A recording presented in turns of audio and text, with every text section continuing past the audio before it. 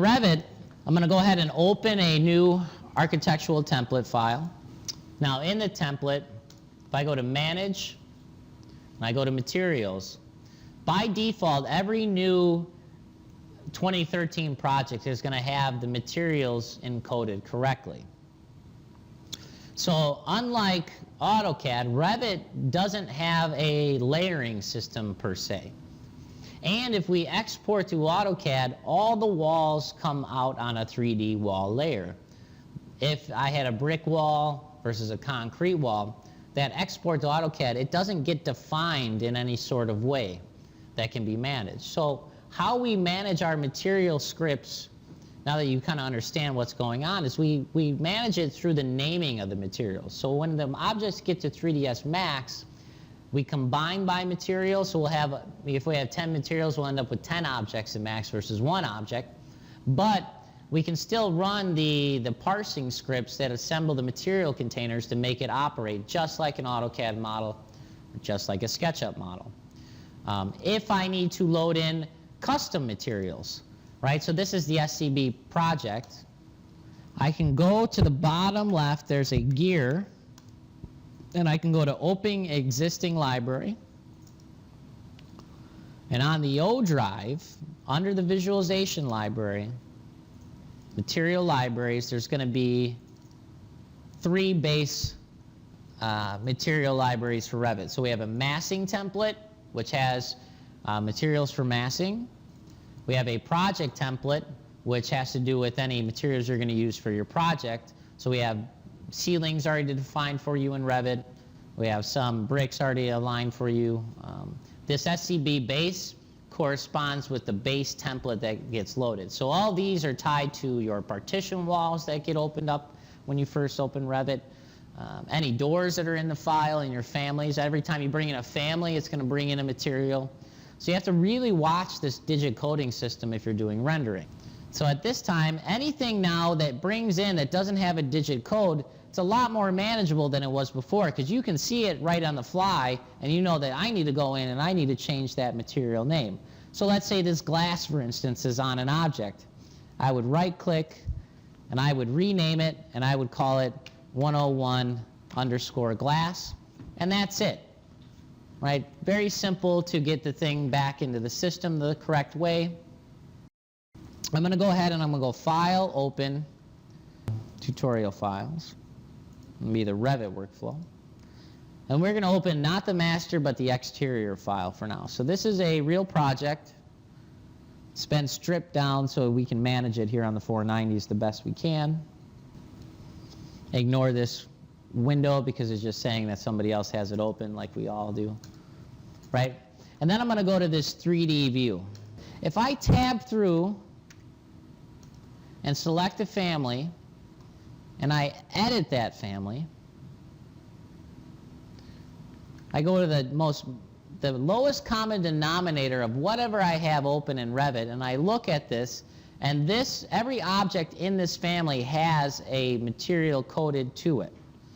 So as long as you remember to do this at the family level, when you get to the project level, you really don't have to worry about it. And these materials can be set up on type properties, which makes it even better.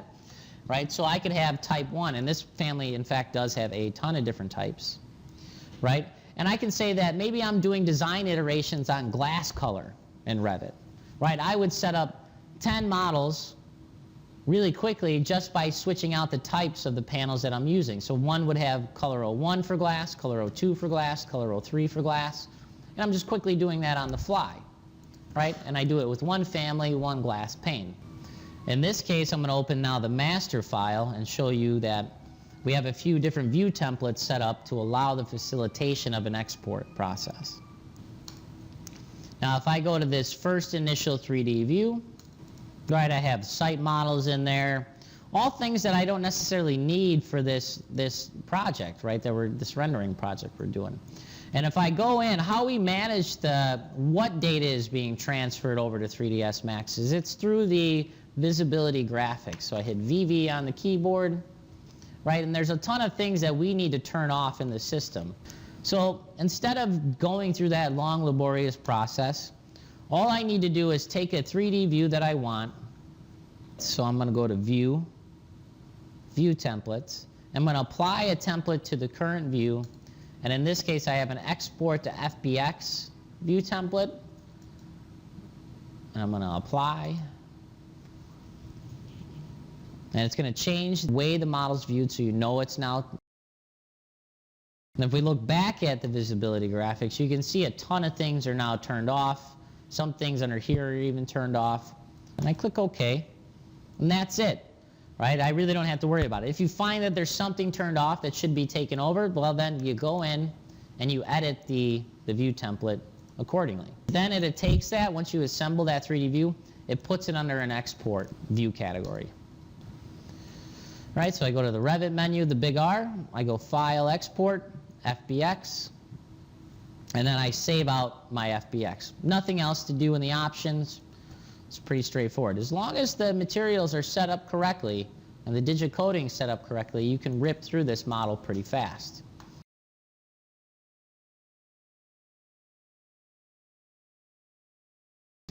So now importing an FBX file takes a really long time to do.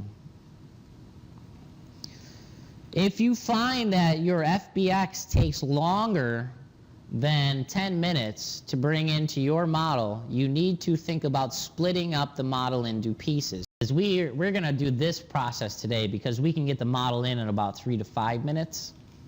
Right? If you have something that's, in DD phase, what you'll want to do is split off and think about separating skin from the structure, from the walls, from all your other elements, and bring those in differently and then assemble them in Max. So the time it takes you to assemble, let's say just the walls changed, right? To bring in the whole FBX model for over another hour is way too long just to change a few walls. Right? So if you split off the walls into their own separate file, and I know they only take 5 minutes to bring into Max, then I've just cut down my process for this. And that's only when it goes over, that 10-minute threshold. And another thing is we found about 40 megabytes on the FBX is about the threshold before you have to start splitting up the model. Because what happens is the model will get corrupted. Right? It's not about the content that's in the geometry. It's more just about file size on the FBX. So yeah, around 40 megabytes is about that 10-minute threshold. Of course, and it exponentially grows in time. So the larger the file, the longer and longer and longer it takes to bring in. So the process is very, very similar to AutoCAD. I'm going to go ahead and open the SCB exterior. I'm going to go to the File menu. Again, it's under the References, the File Link Manager. And of course, I go to my file again. And instead of doing the AutoCAD one object capped, I'm going to do the SCB Revit Material MSO. If we look at that object, I can bring in certain different entities. It's combining objects by Revit Material. If I want to transfer a camera over, I can. I wouldn't suggest doing the daylight system. We already have a daylight system set up.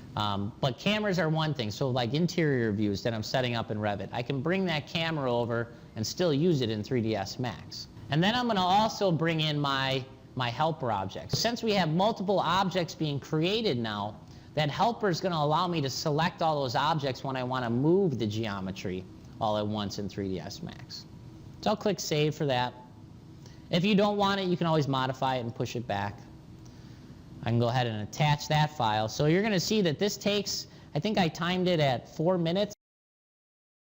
So there's my object. Yes, it does come in. The difference between this is the fact that when I select it now, it's not one object. I can accidentally still move pieces. So it's separate pieces, all combined by different materials. Right? So it is absolutely possible to accidentally move something out of kilter. Right? So the helper that we're bringing in with this file is going to allow us so we don't end up inadvertently doing that. We're going to select everything here. And I'm going to go ahead and I have this lock button. So it's under the cameras. It does work for other objects as well, just so you know. I click on lock, and I'm going to lock that selection. So now when I lock it, if I select it, I shouldn't be able to move this at all because now it should be locked in place. So see it now, I can't move it. everything's locked, everything's good to go. If I hit M on the keyboard, right, so I've already gone in under my Systems button, and in this case I've selected Revit 2012 and I've clicked Apply. And when I select my model, it'll assemble my material container the same way that it does in the AutoCAD layers.